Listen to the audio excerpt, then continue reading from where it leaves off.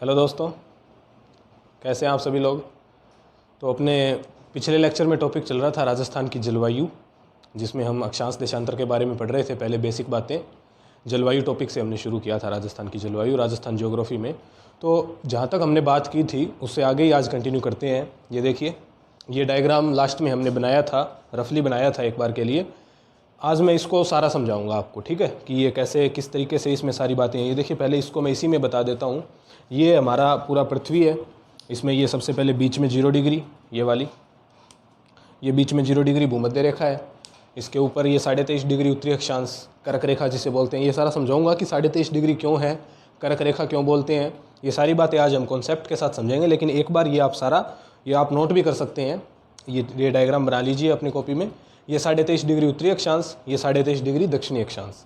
उसके ऊपर ये 66.5 डिग्री उत्तरी अक्षांश और ये 66.5 डिग्री दक्षिणी अक्षांश। ये ऊपर 90 डिग्री उत्तरी ध्रुव नॉर्थ पोल और नीचे ये 90 डिग्री साउथ पोल दक्षिणी ध्रुव, ठीक है। ये तारों के आधार पर इनको निर्धारित किया गया था, पिछले लेक्चर में हमने बात की थी। उसके अलावा इन कटिबंधों को क्या क्या नाम दिया गया था। कोई भी दो अक्षांश के बीच का क्षेत्र कटिबंध कहलाता है, पिछले लेक्चर में मैंने बताया था। तो 23.5 डिग्री और 23.5 डिग्री के बीच वाला ये सारा एरिया, ये सारा क्षेत्र जो ग्रीन लाइन से मैंने दिखाया है इसमें, ये वाला ग्रीन लाइन से ये इतना 23.5 डिग्री और 23.5 डिग्री के बीच में, इसको बोला गया उष्ण कटिबंध। इसे उष्ण कटिबंध बोलते हैं। इसके बाद सबसे ऊपर ये जो रेड लाइन से दिखाया गया है 90 डिग्री, मतलब 66.5 डिग्री से ऊपर 90 डिग्री तक, और सेम ऐसे ही 66.5 डिग्री दक्षिणी अक्षांश से 90 डिग्री दक्षिणी अक्षांश तक, ये रेड लाइन से जो दिखाया गया इसे बोलते हैं शीत कटिबंध। नीचे भी ये शीत कटिबंध, ठीक है। और इनके बीच में जो ये क्षेत्र बच गया 23.5 और 66.5 के बीच वाला एरिया, ये कहलाता है उपोष्ण या शीतोष्ण कटिबंध। दोनों ही नाम इसके हैं, उपोष्ण और शीतोष्ण कटिबंध। सेम ऐसे ही नीचे 23.5 डिग्री दक्षिणी से 66.5 डिग्री दक्षिणी अक्षांश के बीच में उपोष्ण या शीतोष्ण कटिबंध, ठीक है। तो ये पूरा का पूरा डायग्राम है। इसको आज हम समझेंगे कि इसमें ये सारे नाम हमने किस आधार पर लिखे, इनका सारा कॉन्सेप्ट समझेंगे, ठीक है। तो चलिए शुरू करते हैं। फिर इसको एक बार मैं रफ कर देता हूँ, आप सारा ये बना लेना, ये डायग्राम पूरा का पूरा बना लो आप।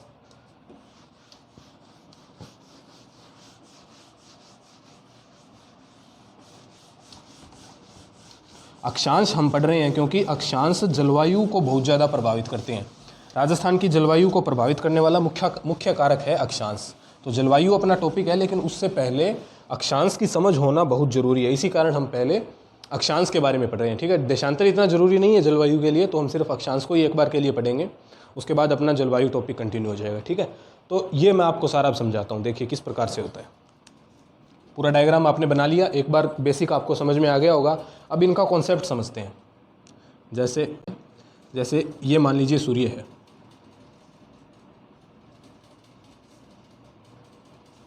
ठीक है। ये सूर्य है, इसके सामने ये मान लीजिए पृथ्वी है, ठीक है। सूर्य के सामने पृथ्वी है और सूर्य की जो किरणें हैं, क्योंकि सूर्य का आकार पृथ्वी की तुलना में काफ़ी ज़्यादा बड़ा है, सूर्य का आकार इतना बड़ा है, तो जो सूर्य की किरणें निकलेंगी वो पूरी पृथ्वी को कवर करेंगी। भाई पृथ्वी तो सूर्य के सामने एक छोटा सा पिंड है, ठीक है। तो सूर्य से जो इतनी सारी किरणें निकलेंगी, चारों तरफ किरणें निकलेंगी इसके, वो पूरी पृथ्वी को कवर करेंगी। अब पृथ्वी में ये बीच में यहाँ पर 0 डिग्री है, अभी बात की थी हमने, ये 0 डिग्री भूमध्य रेखा बिल्कुल पृथ्वी के बीचों बीच। तो सूर्य से जो किरणें निकलेंगी वो पूरी पृथ्वी को कवर करेंगी। दूसरा, सामान्य परिस्थिति की हम बात कर रहे हैं, मतलब एक आदर्श परिस्थिति की बात कर रहे हैं, जिसमें सूर्य और पृथ्वी बिल्कुल एक दूसरे के सामने है। सामने का मतलब यूँ हुआ कि एक दूसरे के समांतर या समरूप जिसे हम कहते हैं, उस तरीके से है। अर्थात मेरे कहने का मतलब ये है कि जो सूर्य की सबसे सीधी किरण होगी, जो सूर्य की सबसे सीधी किरण होगी, अर्थात जो किरण पृथ्वी पर लंबवत पड़ेगी, मतलब ये सूर्य है यहाँ पर और यहाँ पर पृथ्वी है, तो सूर्य की जो किरण पृथ्वी पर बिल्कुल लंबवत आएगी, बिल्कुल सीधी आएगी, वो कहाँ पर आएगी? सामान्य परिस्थितियों में, आदर्श परिस्थितियों में बिल्कुल 0 डिग्री पर आएगी, ऐसे मान के चलिए, ठीक है। भी सूर्य से पूरी पृथ्वी को किरणें कवर कर रही हैं, लेकिन जो सबसे सीधी किरण है वो बिल्कुल पृथ्वी पर ऐसे लंबवत आएगी, ठीक है। और कहाँ पर आएगी? 0 डिग्री पर आएगी सबसे पहले, ये हम मान के चल रहे हैं, ठीक है। अब आप देखिए कि मैंने आपको पिछली कक्षा में, पिछले लेक्चर में शायद 2 परिभाषाएं बताई थी, 2 कॉन्सेप्ट बताए थे। एक तो पृथ्वी का अक्ष और दूसरा इसकी कक्षा या कक्ष जिसे हम बोलते हैं। देखिए ये मान लीजिए पृथ्वी है, इसका हमने अक्ष देखा था, इसे हम अक्ष बोलते हैं कि उत्तरी ध्रुव और दक्षिणी ध्रुव को आंतरिक भाग में से बिल्कुल केंद्र से होकर मिलाने वाली काल्पनिक रेखा को हम पृथ्वी का अक्ष बोलते हैं, जिसके सहारे कोई भी वस्तु टिकी हुई होती है उसको अक्ष बोलते हैं, ठीक है। और दूसरा हमने पृथ्वी के कक्ष की बात की थी कि वो रास्ता या वो मार्ग जिस पर पृथ्वी सूर्य के चारों ओर परिक्रमा लगाती है उसे हमने क्या बोला था, पृथ्वी का कक्ष, ठीक है। अक्ष और कक्ष दोनों परिभाषाएं आपके क्लियर हैं। अब यहाँ पर एक बात समझिए आप कि कक्षीय कोण क्या होता है। देखिए यहाँ लिख रहा हूँ मैं,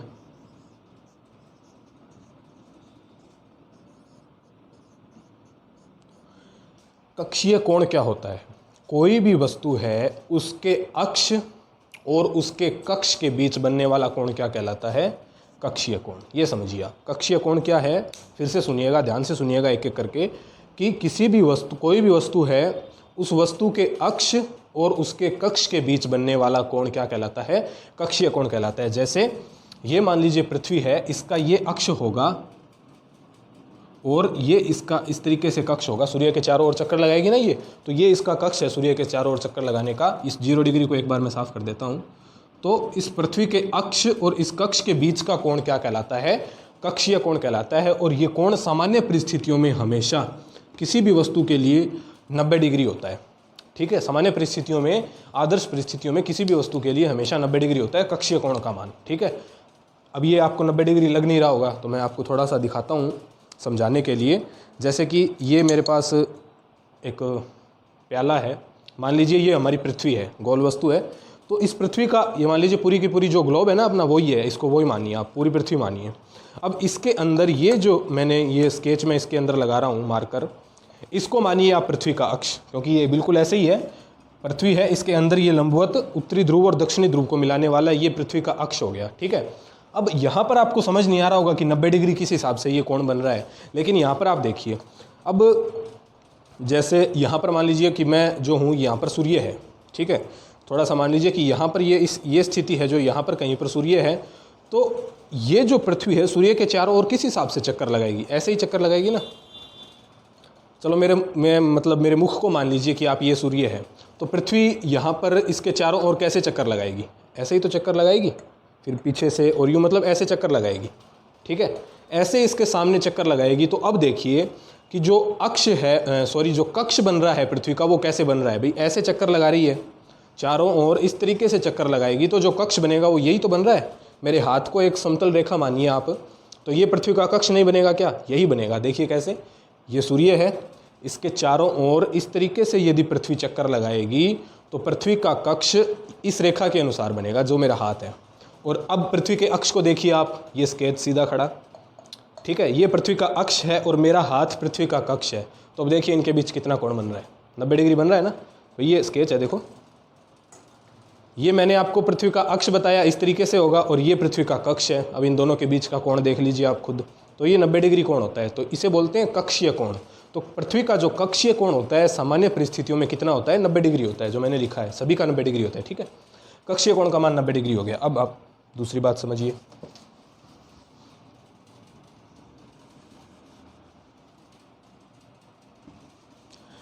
कक्षीय कोण का मान 90 डिग्री होने से क्या होगा कि जो सूर्य की सबसे तिरछी किरण आएगी पृथ्वी पर, भाई सूर्य की किरणें तो इस तरीके से पूरे सूर्य से निकल ही रही है ना भाई, यहाँ से ये सारी की सारी सूर्य की किरणें निकल रही हैं, ऐसे पूरी पृथ्वी को कवर करेंगी सूर्य की किरणें।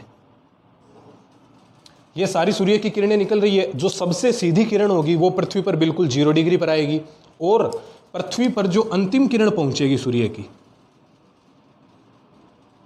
दोनों दिशाओं में, ऊपर भी और नीचे भी, वो कहाँ तक पहुंचेगी वो हमें समझना है। यदि सामान्य परिस्थितियों की बात करें जिसमें पृथ्वी का कक्षीय कोण 90 डिग्री का है, उस स्थिति में पृथ्वी पर पूरे 90 डिग्री तक सूर्य की किरणें पहुंचेगी, ठीक है। वैसे तो पूरी पृथ्वी को ही कवर करेगी, लेकिन डायरेक्ट सीधी की सीधी पृथ्वी पर कहाँ तक पहुंचेगी, तो पूरे 90 डिग्री तक पहुंचेगी, क्योंकि इसका कक्षीय कोण 90 डिग्री है। कक्षीय कोण 90 डिग्री होने का मतलब यही है कि सूर्य की जो सबसे तिरछी किरणें होगी पृथ्वी के लिए, वो पूरे उसके 90 डिग्री तक पहुंचेगी, उसका कोई भी भाग छूटेगा नहीं, ठीक है। पूरे 90 डिग्री तक सूर्य की किरणें पहुंचेगी।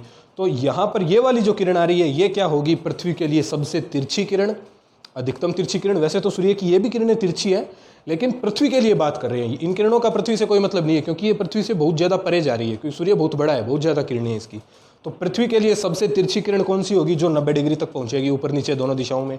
और सबसे सीधी और लंबवत किरण कौन सी होगी? जो 0 डिग्री पर आएगी। ठीक है, इतनी बात आपको समझ में आ गई।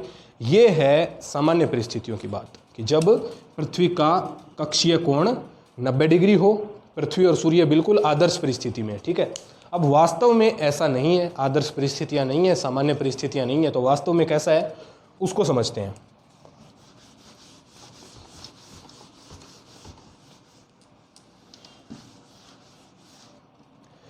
पृथ्वी और सूर्य की जो एक्चुअल स्थिति है वो इस प्रकार की है। देखिए, जैसे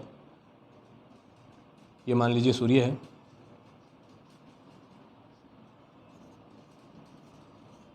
ठीक है, इसके सामने ये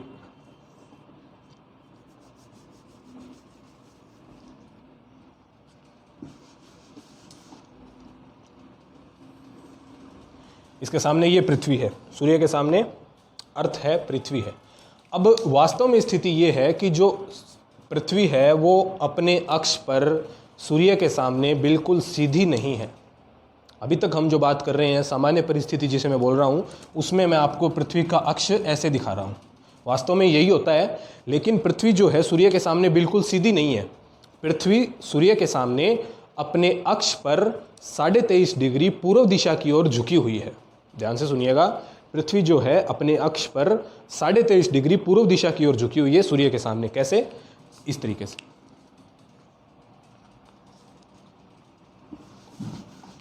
भाई चूंकि ये एक गोल संरचना है तो वास्तव में तो इसका शेप ऐसा ही रहेगा, लेकिन थोड़ी सी झुकी हुई मैं बनाने की कोशिश करता हूँ, शायद आपको समझ आए या ना आए।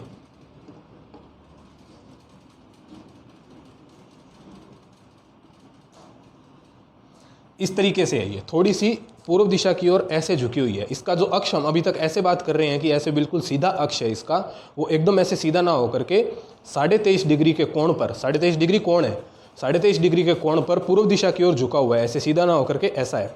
ठीक है, 23.5 डिग्री पूर्व दिशा की ओर झुका है। ग्लोब में भी आप देखते होगे पृथ्वी जो है ग्लोब में टेढ़ी होती है, एक प्रकार से होती है ना, ग्लोब देखा होगा आपने, थोड़ी सी टेढ़ी होती है, तो वो वही कारण है। तो ये वास्तव की स्थिति है, एक्चुअल में ऐसा है कि पृथ्वी अपने अक्ष पर 23.5 डिग्री झुकी हुई है। तो पहले जो पृथ्वी का अक्ष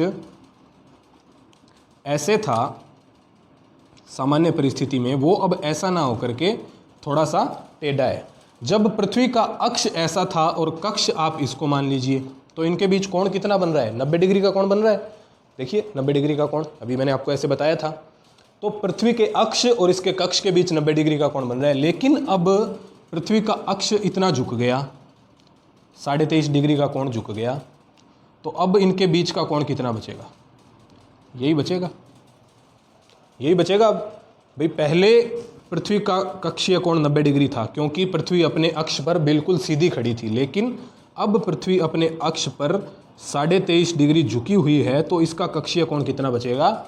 90 में से 23.5 घटाने से बचेगा। देखिए इस डायग्राम से आपको समझ आ रहा होगा कि देखिए यहाँ एक और बता देता हूँ मैं कि ये पृथ्वी है, ये इसका पहले अक्ष था, ठीक है, और ये इसका कक्ष था। तो इनके बीच का कोण कितना है? 90 डिग्री है ना, 90 डिग्री कोण है। लेकिन अब इसका अक्ष ये ना होकर के इसका अक्ष कुछ यूं है,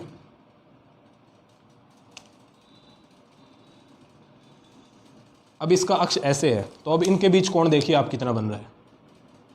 अब ये कोण कितना बन रहा है? 23.5 डिग्री ऊपर से कम हो गया, तो नीचे से 23.5 डिग्री कम हो जाएगा 90 में से। तो 90 माइनस 23.5 डिग्री जो आएगा वो पृथ्वी का वास्तव में कक्षीय कोण आएगा, जो कि कितना आता है? 66.5 डिग्री, 66.5 डिग्री। तो पृथ्वी का वास्तव में कक्षीय कोण कितना है? 66.5 डिग्री। अक्षीय झुकाव जो 23.5 डिग्री पर झुकी हुई है, इसे हम बोलते हैं अक्षीय झुकाव, की अपने अक्ष पर 23.5 डिग्री झुकी हुई है।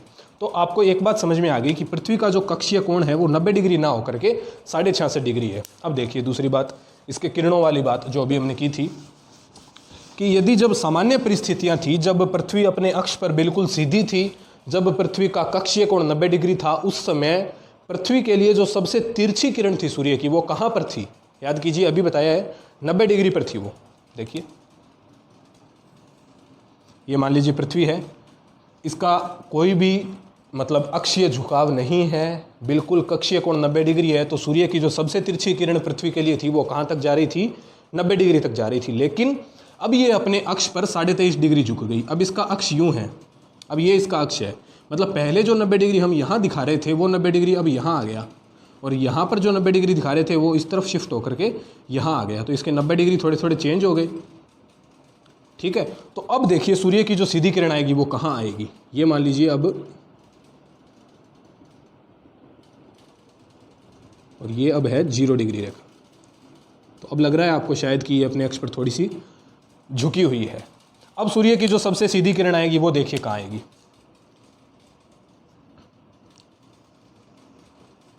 ये सबसे सीधी किरण आ गई। लेकिन जो सबसे तिरछी किरण आएगी वो इस बार कहाँ तक जाएगी, वो इस बार यहाँ तक ही जा सकेगी, 90 डिग्री तक पहुँच नहीं पाएगी, क्योंकि वो 90 डिग्री थोड़ा सा दूर चला गया सूर्य के सामने से इसके झुकने के कारण। और इसमें भी, इसमें यहाँ तक चली जाएगी इस 90 डिग्री। अब इसका जो 90 डिग्री है वो इस तरफ आ गया, दक्षिण वाला जो 90 डिग्री है दक्षिणी ध्रुव वो इस तरफ खिसक गया, और ऊपर वाला भी ऐसे हो गया। ये देखिए, ये माने पूरी संरचना है, ये इसका अक्ष है, ये ऐसे हो गया। तो इसको मान लिया आप, ये टॉप आप मानिए कि उत्तरी ध्रुव है, और यहाँ पर ये जो कोहनी है इसको मानिए दक्षिणी ध्रुव है। ये पहले बिल्कुल ऐसे सीधी थी, लेकिन इसका अक्ष इतना झुक गया तो इसका जो उत्तरी ध्रुव है वो तो सूर्य से दूर हो गया इस तरफ, और जो दक्षिणी ध्रुव है वो नीचे सूर्य के पास में आ गया। तो वही स्थिति यहाँ पर मैंने दिखाई है आपको। तो पहले मैंने आपको बताया कि जब कक्षीय कोण 90 डिग्री है तो सूर्य की सबसे तिरछी किरण 90 डिग्री तक जाएगी, लेकिन अब कक्षीय कोण वास्तव में 66.5 डिग्री है, तो सूर्य की जो सबसे तिरछी किरण है यहाँ तक पहुँचेगी। ये कितने डिग्री तक है, ये 66.5 डिग्री। अब ये 66.5 डिग्री तक ही पहुँचेगी। भाई ये 0 डिग्री है, 0 के बाद 1 2 3 4 ये 90 है, तो 90 से पहले ये 66.5 डिग्री तक ही पहुँच पाएगी, क्योंकि कक्षीय कोण अब 66.5 डिग्री है। ठीक ऐसे ही ये 0 डिग्री है, यहाँ से यदि हम चलें तो ये स्थान अब वास्तव में क्या है, 66.5 डिग्री, 90 डिग्री इस तरफ आ गया। तो इस कारण अब क्या हुआ कि सूर्य की सबसे तिरछी किरण पृथ्वी के लिए कहाँ तक पहुँची, 66.5 डिग्री तक। ठीक है, एक बात आपको समझ में आई कि सबसे तिरछी किरण वास्तव में कहाँ तक पहुँचती है, 66.5 डिग्री तक। लेकिन अब देखिए कि जो 0 डिग्री पर पहले हम सूर्य की सबसे सीधी किरण, अब लंबवत किरण की बात कर रहा हूँ मैं, तिरछी किरण आपको समझ में आ गई, 66.5 डिग्री तक पहुँचेगी। लेकिन पहले जो सूर्य की सबसे लंबवत किरण थी वो बिल्कुल 0 डिग्री तक जा रही थी। अब 23.5 डिग्री का झुकाव आने के कारण क्या होगा, लंबवत किरण 23.5 डिग्री तक जाएगी दोनों दिशाओं में, उत्तरी 23.5 डिग्री उत्तरी अक्षांश तक भी और 23.5 डिग्री दक्षिणी अक्षांश तक भी, क्योंकि 0 डिग्री को भी थोड़ा सा हमने शिफ्ट कर दिया है। अब 23.5 डिग्री झुकने के कारण 0 डिग्री वाला पोर्शन भी शिफ्ट हो गया है, तो सूर्य की अब सीधी किरण 23.5 डिग्री उत्तरी और 23.5 डिग्री दक्षिणी अक्षांश तक सीधी पहुंचेगी। अर्थात स्थिति हमारे पास इस प्रकार की बनेगी। दूसरा डायग्राम बना के दिखाता हूं आपको।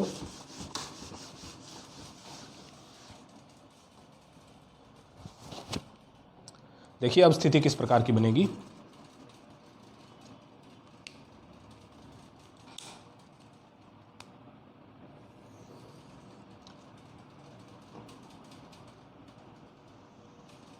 ये मान लीजिए पृथ्वी है, ये 0 डिग्री है, ठीक है, और यहाँ पर ये 23.5 डिग्री की लाइन है, ये भी 23.5 डिग्री की लाइन है, ये 23.5 डिग्री उत्तरी अक्षांश और ये दक्षिणी अक्षांश। ठीक है, अब देखिए क्या होगा, यहाँ पर ये सूर्य है, मान लीजिए यहाँ पर बस सूर्य है। सूर्य की जो लंबवत किरण आएगी वो सबसे पहले पृथ्वी के बिल्कुल 0 डिग्री के लंबवत होगी, और ये किस तिथि को होती है, ये होती है 21 मार्च को। 21 मार्च को सबसे पहले सूर्य की लंबवत किरण 0 डिग्री पर होती है, पृथ्वी के 0 डिग्री तक पहुंचती है सूर्य की लंबवत किरण 21 मार्च को। इसके बाद जब सूर्य अप्रैल, मई और जून, 21 जून को सूर्य की लंबवत किरण होगी 23.5 डिग्री उत्तरी अक्षांश पर, और इस समय सूर्य जो है वो कर्क राशि में होता है। हमारी 12 राशियां जो होती है हिंदू पंचांग के अनुसार, उसमें से 21 जून के समय सूर्य अपनी कर्क राशि में होता है, और लंबवत किरणें कहाँ पर होती है, 23.5 डिग्री पर होती है। लंबवत किरणें 23.5 डिग्री पर होने के कारण इस 23.5 डिग्री उत्तरी अक्षांश को क्या बोल दिया जाता है, कर्क रेखा। उसके बाद जून के बाद जुलाई, अगस्त और सितंबर में वापस सूर्य 0 डिग्री के सामने आ जाता है। तो ये यहाँ पर दूसरी स्थिति बनती है 23 सितंबर की। 23 सितंबर को सूर्य की जो लंबवत किरण है वो फिर से 0 डिग्री पर आएगी और सितंबर के बाद अक्टूबर, नवंबर और दिसंबर। 22 दिसंबर को फिर सूर्य की लंबवत किरणें पड़ेंगी 23.5 डिग्री दक्षिणी अक्षांश पर, और इस समय सूर्य अपनी मकर राशि में होता है। तो मकर राशि में होने के कारण इस रेखा को बोल दिया जाता है मकर रेखा, और ये 0 डिग्री पृथ्वी के बिल्कुल मध्य में होने के कारण भूमध्य रेखा, और इक्वेटर होने के कारण इसे बोल दिया जाता है विषुवत रेखा। ये दोनों नाम 0 डिग्री के होते हैं, भूमध्य रेखा और विषुवत रेखा। भाई ये तारीखें आपको याद रखनी है चारों की चारों, कि 21 मार्च को सूर्य की लंबवत किरण 0 डिग्री भूमध्य रेखा पर होती है। इसके बाद 21 जून को कर्क रेखा पर सूर्य की सीधी किरणें होती है। फिर वापस 23 सितंबर को 0 डिग्री पर होती है, और अंत में 22 दिसंबर को मकर रेखा पर सूर्य की सीधी किरणें चमकती हैं। अब जो भारत की स्थिति है ना वो यहाँ पर है, कर्क रेखा बिल्कुल मध्य से गुजरती है, यहाँ पर भारत है। तो जब 22 दिसंबर को सूर्य की सीधी किरणें यहाँ पर आएंगी तो यहाँ तक जो पहुँचेगी किरणें वो तिरछी किरणें होंगी, मतलब उनकी तीव्रता इतनी ज़्यादा नहीं होगी। तो यहाँ पर क्या पड़ेगी, सर्दी पड़ेगी। तो दिसंबर में हमारे यहाँ सर्दी पड़ती है। तो ये एक बेसिक बात बताई मैंने आपको। तो ये तारीखें आपको याद रखना है, ठीक है, कि कौन सी तारीख पर सूर्य की लंबवत किरणें कहाँ पर पहुँचती है। अब देखिए आप, ये तो मैंने एक बात बता दी आपको, ये फैक्ट है सारा।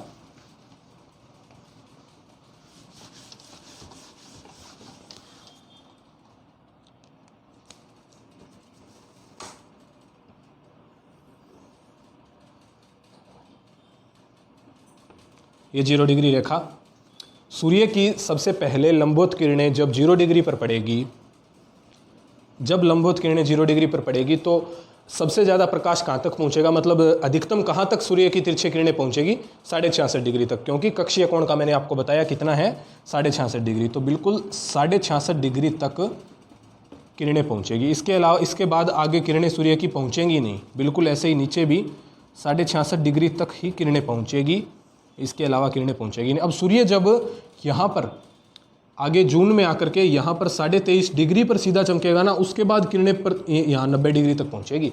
तो 66.5 डिग्री के ऊपर ध्रुवीय क्षेत्रों में आपने सुना होगा कि 4-4, 6-6 महीने तक भी सूर्योदय नहीं होता, रात रहती है पूरी की पूरी, वहाँ पर सूर्य नहीं चमकता। क्योंकि सूर्य कब चमकेगा, जब यहाँ पर इस तरफ से आगे बढ़ेगा सूर्य, तभी यहाँ पर चमकेगा। ठीक ऐसे ही नीचे भी अभी कुछ दिन पहले ही न्यूज़पेपर में आया था, उत्तरी ध्रुव पर दक्षिणी ध्रुव पर सूर्योदय हुआ है अभी 4 महीने बाद, 4 महीने की लंबी रात के बाद अब सूर्योदय हुआ है वहाँ पर, कुछ दिन पहले ही न्यूज़पेपर में आया था। तो ये जो है वास्तव स्थिति है पृथ्वी की सूर्य के सामने, कि किस किस प्रकार से सूर्य की लंबवत किरणें और सीधी किरणें, जो तिरछी किरणें हैं, वो कहाँ कहाँ तक पहुँचती है।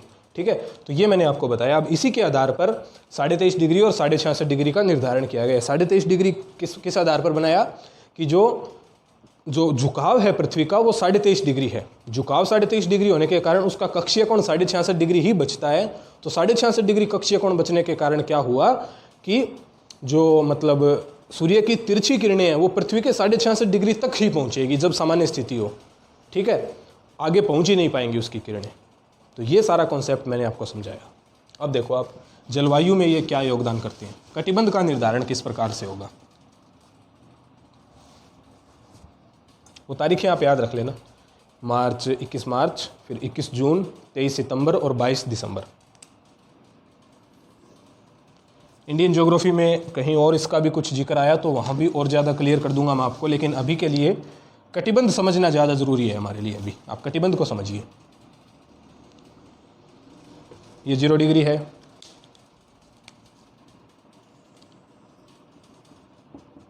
ये 23.5 डिग्री उत्तरी अक्षांश, ये 23.5 डिग्री दक्षिणी अक्षांश, ये 66.5 डिग्री उत्तरी अक्षांश, ये 66.5 डिग्री दक्षिणी अक्षांश, ये 90 डिग्री दक्षिणी अक्षांश दक्षिणी ध्रुव, 90 डिग्री उत्तरी अक्षांश उत्तरी ध्रुव, नॉर्थ पोल, साउथ पोल। ठीक है, अब सूर्य की स्थिति क्या है, सूर्य की लंबवत किरणें किस क्षेत्र में रहती है। देखिए 21 मार्च को 0 डिग्री पर होगी लंबवत किरणें, इसके बाद मई, अप्रैल, मई, जून, 21 जून को 23.5 डिग्री उत्तरी अक्षांश पर सूर्य की सीधी किरणें पड़ेंगी। उसके बाद सूर्य की स्थिति वापस नीचे आएगी, ठीक है। वास्तव में पृथ्वी नीचे आती है, सूर्य नहीं होता। तो जून के बाद जुलाई, अगस्त, सितंबर, 23 सितंबर को वापस 0 डिग्री पर लंबवत किरणें पड़ेगी। सितंबर के बाद अक्टूबर, नवंबर, दिसंबर, 22 दिसंबर को मकर रेखा पर 23.5 डिग्री दक्षिणी अक्षांश पर सूर्य की लंबवत किरणें पड़ेंगी। इसके बाद दिसंबर के बाद जनवरी, फरवरी, मार्च, 21 मार्च को फिर से 0 डिग्री, अप्रैल, मई, जून, 21 जून को फिर से कर्क रेखा, इसके बाद फिर से यहाँ। और मतलब सूर्य की जो लंबवत किरणें हैं वो सिर्फ इतने क्षेत्र में ही रहती है पूरे वर्ष के दौरान। पूरे साल भर सूर्य की लंबवत किरणें 23.5 डिग्री उत्तरी अक्षांश कर्क रेखा और 23.5 डिग्री दक्षिणी अक्षांश मकर रेखा, इन्हीं के बीच रहती है लंबवत किरणें। इसके आगे, इसके ऊपर और इसके नीचे लंबवत किरणें नहीं पहुंच पाती। तो लंबवत किरणें इसी एक पर्टिकुलर क्षेत्र में रहने के कारण पूरे साल भर यहाँ का तापमान ज़्यादा रहता है। तापमान ज़्यादा रहने के कारण इसे क्या बोल दिया जाता है? उष्ण। तो इसी कारण इसे बोला गया उष्ण कटिबंध। जो शुरू में मैंने आपको डायग्राम बताया ना, इस कारण इसे बोला गया उष्ण कटिबंध। अब जब 0 डिग्री पर सूर्य की लंबवत किरणें हैं, उस समय 66.5 डिग्री तक सूर्य की किरणें पहुंचेगी, अधिकतम तिरछी वाली, और यहाँ भी 66.5 डिग्री तक सूर्य की अधिकतम तिरछी किरणें पहुंचेगी। तो यहाँ पर सूर्य की किरणें पहुंचेंगी नहीं। अभी मैंने आपको बताया कि 4-4 महीने बाद यहाँ पर सूर्य के दर्शन होते हैं। तो यहाँ पर सूर्य की किरणें बहुत कम पहुँचती है, काफ़ी लंबे लंबे समय के बाद पहुँचती है। तो ये वाला क्षेत्र तापमान बहुत ज़्यादा कम होता है, यहाँ पर बहुत कम तापमान होता है, सूर्य पहुँचता ही नहीं है तो तापमान कम होगा। सारा बर्फ़ वाला क्षेत्र है, ध्रुवों पर हम जानते ही हैं। तो इतना ठंडा क्षेत्र होने के कारण इसे बोल दिया जाता है शीत कटिबंध। तो इन दोनों को हमने नाम लिखा था शीत कटिबंध शुरू वाले डायग्राम में। अब ये बीच वाला क्षेत्र बच गया। तो ये वाला जो रीजन है ये उष्ण के भी नज़दीक है और शीत के भी नज़दीक है। उष्ण के पास में होने के कारण, उष्ण के नज़दीक होने के कारण उप प्लस उष्ण इसे बोल दिया जाता है उपोष्ण, और शीत और उष्ण दोनों के बीच में होने के कारण शीत प्लस उष्ण इसे बोल दिया जाता है शीतोष्ण। तो ये दोनों नाम इसके मिलते हैं, यही दोनों नाम इसके भी हैं, क्योंकि लोकेशन सेम ही है, बस दिशा का फर्क है। एक उत्तरी गोलार्ध है, दूसरा दक्षिणी गोलार्ध है। तो इस कारण इस रीजन को बोल दिया जाता है उपोष्ण कटिबंध या फिर शीतोष्ण कटिबंध। 23.5 डिग्री से 66.5 डिग्री के बीच दोनों गोलार्धों में, ठीक है। तो ये हमने सारे के सारे कटिबंध देखे, उष्ण कटिबंध, शीत कटिबंध, उपोष्ण या शीतोष्ण कटिबंध, तीनों कटिबंध देखे। अब इनका जलवायु के निर्धारण में योगदान होता है। किस प्रकार से? कि कोई भी देश कहाँ पर है, सपोज भारत की हम बात करें तो भारत यहाँ है। अब भारत यहाँ है तो भारत की जलवायु के बारे में हम बोल सकते हैं कि भारत की उष्ण कटिबंधीय जलवायु भी है, उपोष्ण कटिबंधीय जलवायु भी है। कोई देश यहाँ होगा तो उसके बारे में क्या बोला जाएगा कि वो शीत कटिबंधीय जलवायु वाला देश है। कोई देश यहाँ होगा जैसे ब्राज़ील और वो वाले देश हैं दक्षिणी अमेरिका वाले, तो उनके लिए यहाँ पर है वो, उनके लिए क्या बोला जाएगा कि वो प्योरली उष्ण कटिबंधीय जलवायु वाले देश हैं, सदाबहार वन वाले देश हैं, क्योंकि यहाँ पर उष्ण कटिबंध होने के कारण वर्षा भी बहुत ज़्यादा होती है। मानसून में भी पढ़ाऊँगा मैं आपको। तो ये इस प्रकार से इन कटिबंधों का जलवायु निर्धारण में योगदान होता है, क्योंकि आखिर इनको हमने बनाया किस आधार पर है? अक्षांशों के आधार पर ही तो बनाया है। तो अक्षांशों का योगदान कहाँ हो गया? जलवायु को प्रभावित करने में हो गया, ठीक है। अब ये अपनी बेसिक बात अक्षांश से संबंधित कंप्लीट हुई। अब हम इस टॉपिक को डायरेक्ट राजस्थान की जलवायु पर ले चलेंगे। उस राजस्थान के साथ अब इस टॉपिक को लिंक करना है बस। तो पूरा राजस्थान की जलवायु अब हम यहाँ से पढ़ेंगे नेक्स्ट लेक्चर से। अभी तक हमने ये देखा अक्षांश के बारे में सामान्य जानकारी कि इसका जलवायु निर्धारण में किस प्रकार से योगदान है। थोड़ा टिपिकल सा कॉन्सेप्ट था, इतना मतलब बहुत ज़्यादा आसान बातें नहीं थी समझने की दृष्टि से, था सारा का सारा प्योरली कॉन्सेप्ट ही, इसमें कुछ भी रटने जैसा नहीं है। एक बार समझ में आ गया तो सारा समझ में रहेगा, ठीक है। तो आप इसको यदि एक बार में समझ ना आए तो दोबारा भी देख सकते हो वीडियो, दोबारा वीडियो देख करके आप फिर से समझ लेना, जिससे आपको और अच्छे से कॉन्सेप्ट क्लियर हो जाएगा, ठीक है। तो बस ये टॉपिक अपना कंप्लीट हुआ। टॉपिक तो क्या कंप्लीट हुआ, टॉपिक तो अब शुरू होगा जलवायु वाला। ये बेसिक बातें अपनी कंप्लीट हुई, ठीक है, अक्षांश से संबंधित बेसिक बातें। तो चलिए, आई होप आपको समझ में आया होगा। नेक्स्ट लेक्चर में फिर हम जलवायु, राजस्थान की जलवायु से शुरू करेंगे। तब तक के लिए आपका धन्यवाद, थैंक यू।